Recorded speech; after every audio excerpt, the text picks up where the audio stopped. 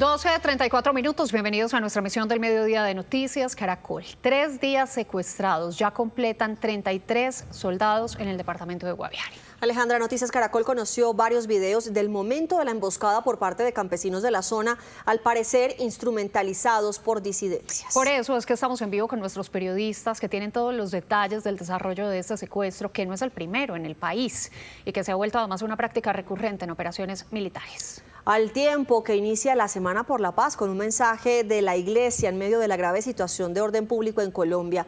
Vamos primero con Juan Andrés Beltrán. Juan Andrés, ¿qué detalles conoció? Buenas tardes. Mire, se trata de una operación militar que adelantaron el fin de semana los comandos de operaciones especiales. Abatieron a un señalado cabecilla. Posteriormente entraron en combate con otro grupo de señalados disidentes. Abatieron a 9 más. Sacaron los cuerpos del lugar, pero en el momento que iba a ser la extracción de las tropas del sector de la vereda Nueva York en el retorno en el Guaviare, pues allí es que son abordados por centenares de campesinos de la zona y hasta entonces completan 3 días retenidos en esa zona del país. Conocimos videos del paso a paso de cómo se dio esta retención, este secuestro según el Ministerio de Defensa y la situación de cómo están los militares en esta zona de Colombia. Mientras graba con su celular, el militar explica por qué está rodeado de decenas de campesinos en la vereda Nueva York, municipio del Retorno, en el departamento del Guaviare. No se dejan mover, no se dejan caminar. No los vamos a dejar mover. No los vamos a dejar mover. En otra grabación, en medio de los reclamos de algunas personas que los tienen rodeados, los uniformados se mantienen firmes en posición y guardan silencio. Pensamos que verdaderamente era gente que cuidaba a la población, pero es una desgracia lo bien. Matar a un campesino en su propia casa, hombre. ¿Propia casa? No es justo. Qué desgracia, qué excepción. Porque si están peleando con la guerrilla, pues están peleando Nosotros no tenemos nada que ver con el conflicto. Ellos lleven en lo que el que se pone un uniforme está dispuesto a morir. Pero ¿cómo van a venir a matar a un campesino y amarrar? Fuentes militares cuentan que todo inició en la noche del pasado sábado, donde en una compleja operación militar un tirador de alta precisión abatió a alias Túmara, un peligroso cabecilla de las disidencias en la vereda Nueva York, municipio del Retiro, Guaviare. Ante la reacción de los disidentes en la zona, los 33 militares combatieron hasta la madrugada del domingo, abatiendo a otros 9 señalados disidentes de las FARC, cuyos cuerpos y armamento fueron trasladados en una primera extracción en helicóptero. El alcalde del municipio tiene una versión de lo ocurrido. La preocupación que existe en la zona y en el territorio es porque al parecer una de las personas que fue asesinada es un civil. Eso es lo que hoy se tiene conocimiento de manera como oficial, pero pues son las autoridades competentes, tanto Fiscalía, Fuerzas Militares, las que deben esclarecer si esta persona pertenecía o no pertenecía pues a un grupo armado. Y justo en el momento en el que el apoyo helicoportado iba a sacar a los militares de la zona, los campesinos, según el ministro de Defensa, instrumentalizados por las disidencias, retuvieron a uno de los uniformados. Sus compañeros de inmediato se devolvieron y ante la masiva llegada de personas fueron secuestrados todos. Por 72 horas los comandos de las fuerzas especiales han estado rodeados. Incluso anoche, uno de los líderes que se identifica como miembro de la Guardia Campesina habló de la complejidad y el riesgo para todos de la permanencia en ese territorio. Los militares permanecen alerta. Somos susceptibles de que el conflicto se pueda agudizar en cualquier momento de la noche. ¿Cómo podríamos o deberíamos, en este caso, reaccionar las personas que estemos alrededor del cordón humanitario? Y pues ahí sí, el compañero de la Guardia y todos nosotros debemos estar muy atentos en la forma en cómo nos vamos a organizar esta noche para brindarnos nuestra propia seguridad. Si está pasando un tema de violación de derechos contra nuestras fuerzas militares, en este caso el ejército, pues le exigimos a la comunidad y no se puede permitir que la comunidad vulnere o que de cierta forma ataque a las fuerzas militares, en este caso al Ejército Nacional.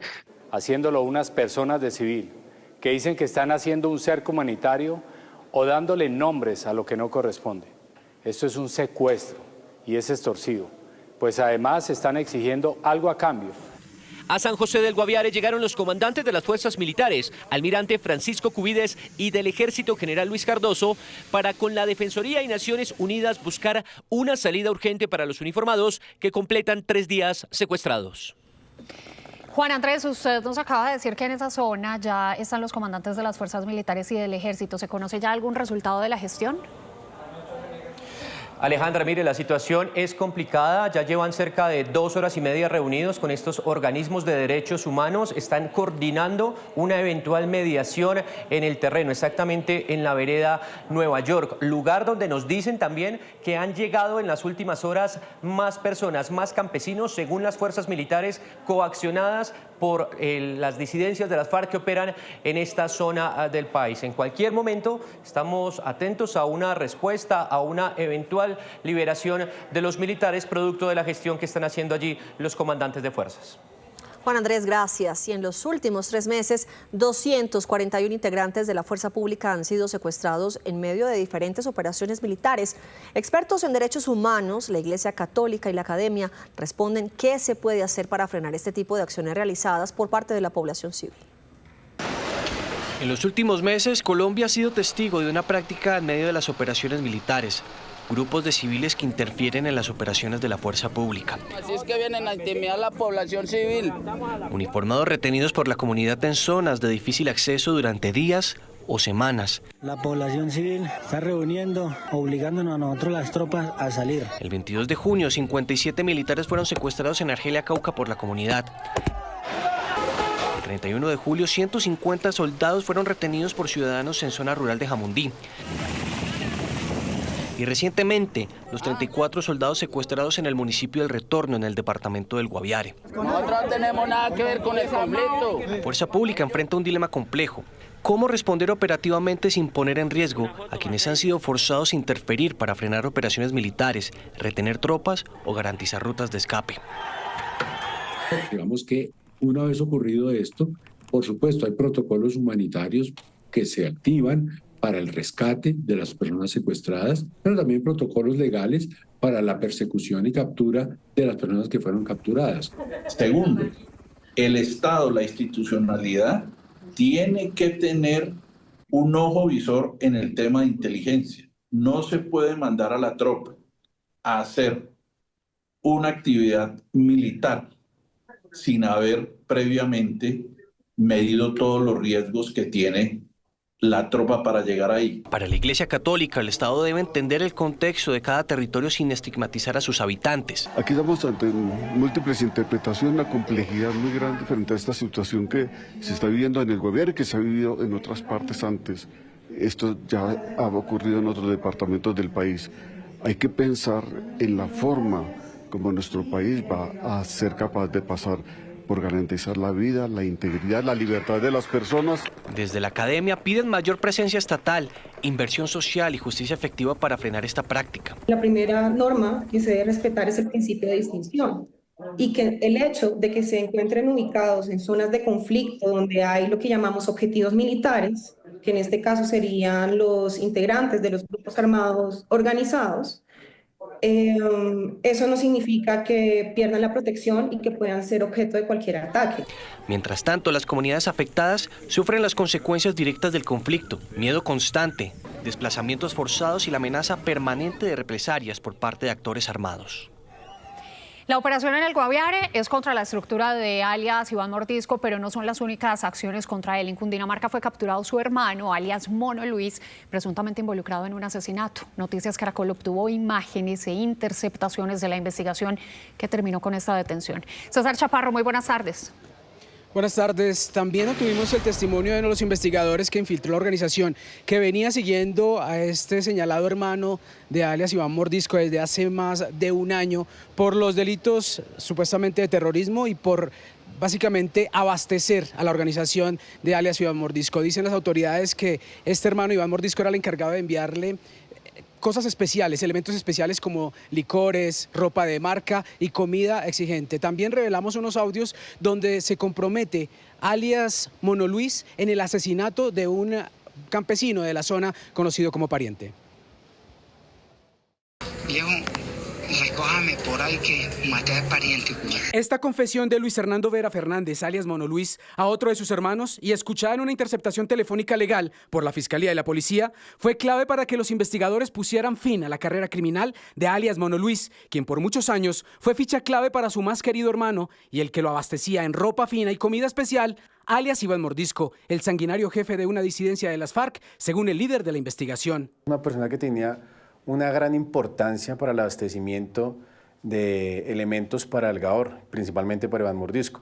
Entre los elementos encontrábamos alimentos como carne, agua de una marca específica, salchichas, ropa especial para el objetivo, y también evidenciamos una serie de cosas que pedían para la estructura, como son medicamentos y obviamente todas las legumbres para poder abastecer a esta estructura. Alias Iván Mordisco estuvo muy cercado por sus archienemigos, también integrantes de las FARC, la Segunda Marquetalia, por alias Calarcá, los comandos de frontera y coincidencialmente también cercado en los últimos meses con intensos operativos por la policía y las fuerzas militares que estuvieron a punto de detenerlo. Como se logra evidenciar hace aproximadamente 4 meses, cuando se neutraliza a uno de sus principales cabecillas y mano derecha, Paisa Dubier, la captura de alias Robledo y obviamente toda la fuerza del Estado. Entonces Mordisco le ordenó a su hermano Mono Luis viajar y esconderse al Peñón, Cundinamarca. El Peñón tiene algo importante, su arraigo o su vida o su núcleo familiar se basa en esa zona, en esa zona de Cundinamarca. Entonces básicamente lo que pretende es protegerlo. En la zona, según los testigos, un habitante, exintegrante de las FARC, conocido como Pariente, se había negado a abandonar su tierra. Entonces, inició una guerra contra el hermano de Mordisco, alias Mono Luis, como lo evidenciaron varias interceptaciones telefónicas. Viejo, recójame por ahí que maté al pariente. No sé, estoy aquí en la casa, me voy a volar por café, no sé a dónde, pero usted piloso por ahí porque allá los estiran al bate.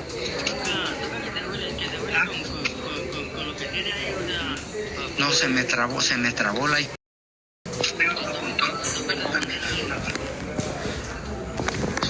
Pero quita la casa porque yo hasta vigilante.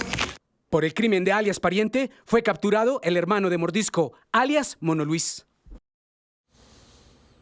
Precisamente en el lanzamiento de la Semana por la Paz, la Iglesia Católica y la sociedad civil hicieron un llamado a no caer en la desesperanza pese al recrudecimiento de la violencia en los territorios. Rocío Franco tiene más detalles.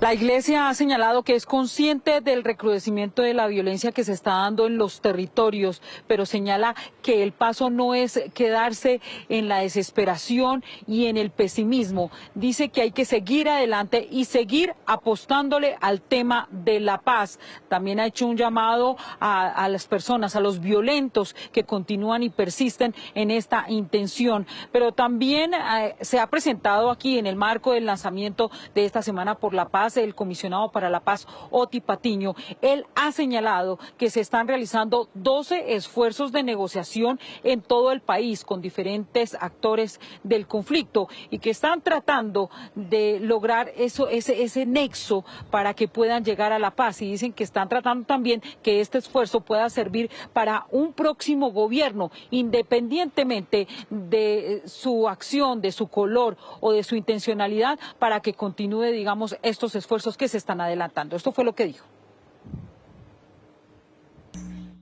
Ese tema de paz con la naturaleza, paz con los niños y las niñas, paz con las mujeres en los territorios, todo eso tiene que ver con crear una paz real y una paz duradera.